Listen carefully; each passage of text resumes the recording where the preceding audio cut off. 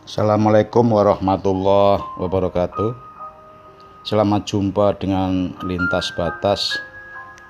Segenap karyawan, kru, admin, jurnalis dari Lintas Batas mengaturkan salam jumpa, salam bahagia kepada Anda semua, para loyalis, para subscriber, para pemerhati, dan para pengikut daripada Lintas Batas. Pada kesempatan yang bahagia ini, izinkan admin membacakan atau mengunggah postingan berupa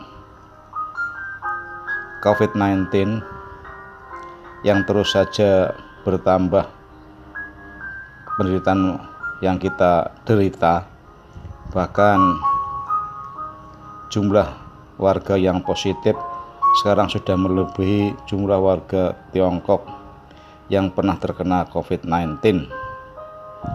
Hal ini berdasar sekali karena menurut data dari gugus tugas pencegahan dan percepatan pencegahan daripada COVID-19, bahwa hingga tanggal 22 Juli 2020 di Jawa Tengah terjadi warga yang diketahui positif terkena COVID-19 adalah 7.450 dengan dirawat sebesar 3.174 atau 42,6%. Kemudian yang sembuh 3.653 atau 49,03%. Kemudian yang meninggal adalah 623 atau 8,36%. Berdasarkan data dari gugus tugas tadi, per tanggal 22 Juli 2020, jumlah kematian mencapai 623 atau 8,36%. Tentunya sangat mengkhawatirkan kita semua. Di Jawa Tengah ini terutama dari 3 wilayah, yaitu Kota Semarang, Kabupaten Demak, dan Kabupaten Kudus, dianggap paling banyak penderita positif COVID-19, atau 3 wilayah ini yang dinyatakan dalam zona merah. Untuk Kabupaten Demak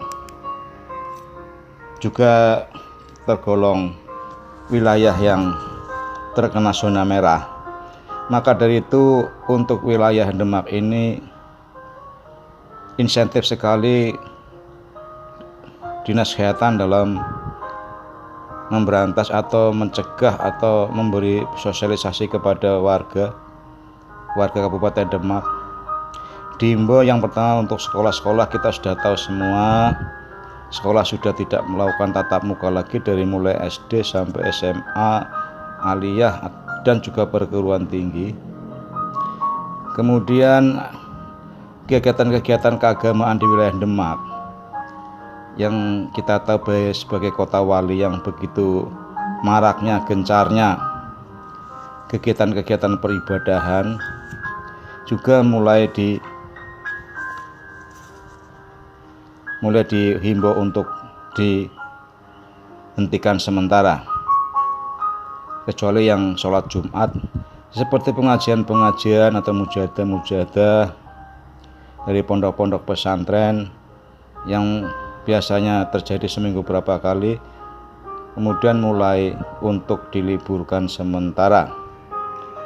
Kemudian di instansi, di perusahaan swasta, lembaga pondok pesantren, lembaga pendidikan juga mulai ketat dilengkapi dengan hand sanitizer,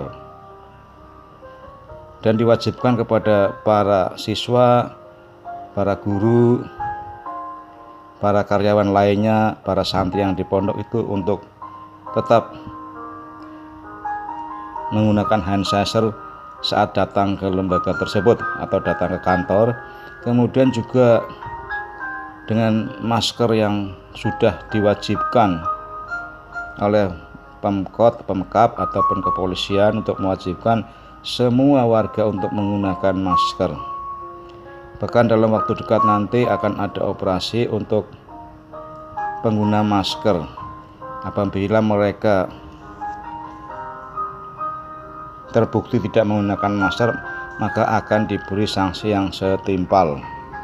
Demikian giginya Pemda, Pemkot, Pemprov dalam melawan derita serangan COVID-19 yang pada intinya adalah memutuskan mata rantai COVID-19. Kalau tidak seperti ini, tidak ada jalan lain, karena vaksin yang paling handal untuk melakukan untuk mencegah membasmi COVID adalah hanya dengan vaksin, hanya itu saja. Dan diberitakan bahwa vaksin itu akan siap pada bulan Januari tahun depan. Kemudian juga masih adanya upaya dari Pemkot, Pemkab atau pemerintah daerah wilayah-wilayah tersebut untuk melakukan rapid test atau tes usap dan lainnya kepada para warga ataupun di simpul-simpul yang menjadi pusat keramaian.